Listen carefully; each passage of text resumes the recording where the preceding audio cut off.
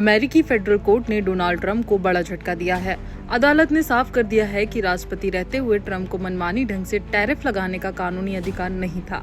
इस फैसले के बाद ट्रंप के लगाए गए टैरिफ खत्म हो सकते हैं और यही वजह है कि ट्रंप अब सुप्रीम कोर्ट का रुख करने की तैयारी में है।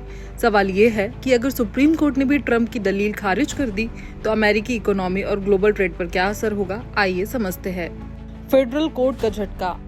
फेडरल कोर्ट ने अपने आदेश में कहा कि संविधान के तहत राष्ट्रपति को व्यापारिक टैरिफ तय करने की शक्ति नहीं है। यह अधिकार सिर्फ कांग्रेस यानी अमेरिकी संसद के पास है। इसलिए ट्रंप का टैरिफ आदेश कानूनी तौर पर टिकाऊ नहीं है।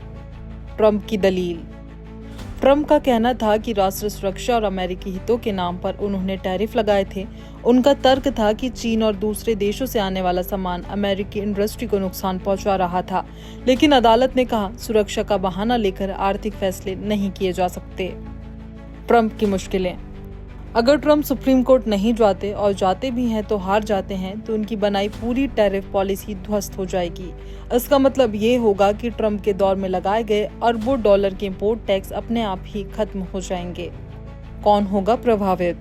सबसे ज्यादा असर उन अमेरिकी कंपनियों पर पड़ेगा जो चीन, यूरोप और भारत से कच्चा माल या सामान खरीदती हैं। इन कंपनियों को अभी महंगे टैरिफ चुकाने पड़ते हैं, लेकिन अगर टैरिफ शून्य हो गए तो इन कंपनियों का खर्चा घट जाएगा।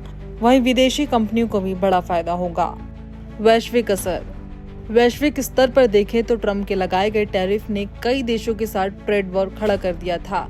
चीन और अमेरिका के बीच तनाव बढ़ गया था। भारत भी टैरिफ की मार झेल रहा था, लेकिन अब अगर यह आदेश कायम रहा तो ट्रेड वॉर शांत हो सकता है और ग्लोबल मार्केट में राहत की उम्मीद बढ़ जाएगी।